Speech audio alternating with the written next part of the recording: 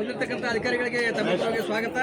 ಈಗ ಮನೆ ಪತ್ರವನ್ನು ಓದಿ ಮಾನ್ಯ ರಮೇಶ್ ವಾಸರು ಮಾತಾಡ್ಕೊಡ್ತಾರೆ. ಆನಂತರ ಅವರೆಲ್ಲ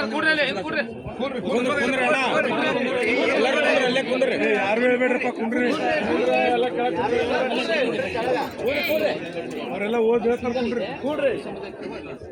ಕರ್ನಾಟಕ ಸರ್ಕಾರದ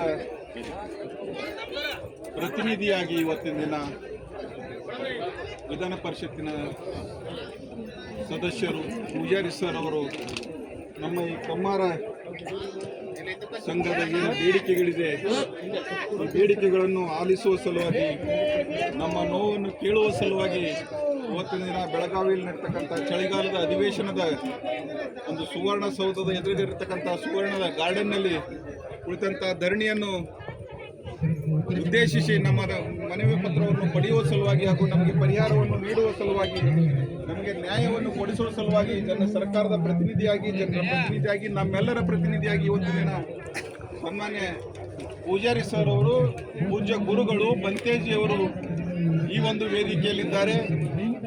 ಬಂಧುಗಳೇ,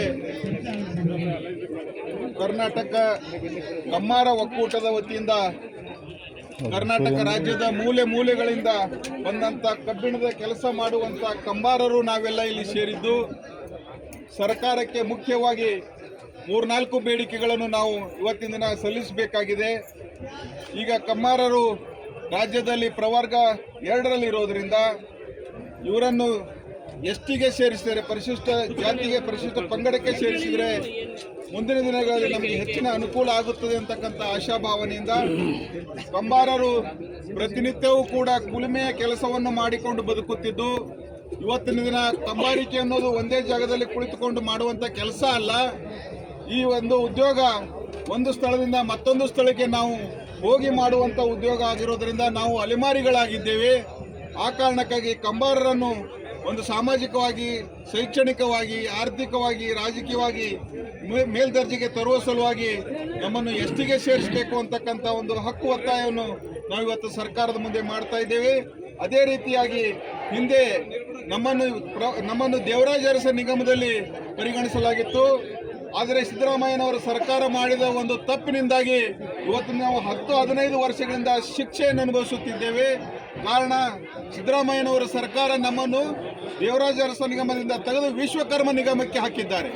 ಆ ವಿಶ್ವಕರ್ಮ ನಿಗಮದಲ್ಲಿ 5 ಕೆಲಸ ಮಾಡುವ 5 ಕಸುಬುಗಳು ಮಾಡುವಂಥ ಜನರನ್ನು ಒತ್ತಟ್ಟಿಗೆ ಸೇರಿಸುವುದರಿಂದ ಇವಾಗ ನಾವು ಉದಾಹರಣೆಗೆ ಕ್ಷೌರಿಕರನ್ನು ಪ್ರತ್ಯೇಕವಾಗಿದೆ, ಮಡಿವಾಳರ ನಿಗಮ ಇದೆ, ನೇಕಾರರ ನಿಗಮ ಇದೆ, ಪಂಚಮಸಾಲಿಗಳ ನಿಗಮ ಇದೆ, ಎಲ್ಲವರಿಗೂ ನಿಗಮ ಇದ್ದರು. ಆದರೆ 5 ಸಮುದಾಯಗಳನ್ನು ಸೇರಿಸಿ 5 ಕಸಬುಗಳನ್ನು ಮಾಡುವಂಥ ಜನರನ್ನು ಒಂದೇ ಜೈಲಿನಲ್ಲಿ ಹಾಕಿ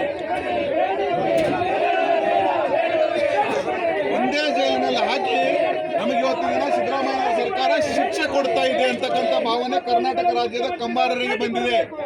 ಕಾರಣ ಏನಂತಂದ್ರೆ, ಕಂಬಾರರು ಆರ್ಥಿಕವಾಗಿ, ಶೈಕ್ಷಣಿಕವಾಗಿ ಮತ್ತು ಇನ್ನು ಹಲವು ರಂಗಗಳಲ್ಲಿ ನಾವೆಲ್ಲ ಸದೃಢವಾಗಿರೋದಿಲ್ಲ, ಶಕ್ತಿಯುತವಾಗಿರೋದಿಲ್ಲ.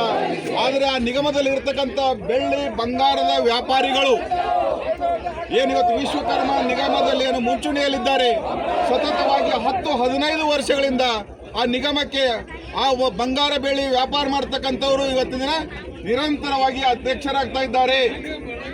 ಬೇರೆ ಬೇರೆ ಕಂಬಾರಿಕೆ ಮಾಡುವಂಥ ಕೆಲಸ ಮಾಡುವಂಥ ಜನರಿಗೆ ಅವರು ಯಾವುದೇ ಆಸ್ಪದಗಳನ್ನು ಕೊಟ್ಟಿರೋದಿಲ್ಲ.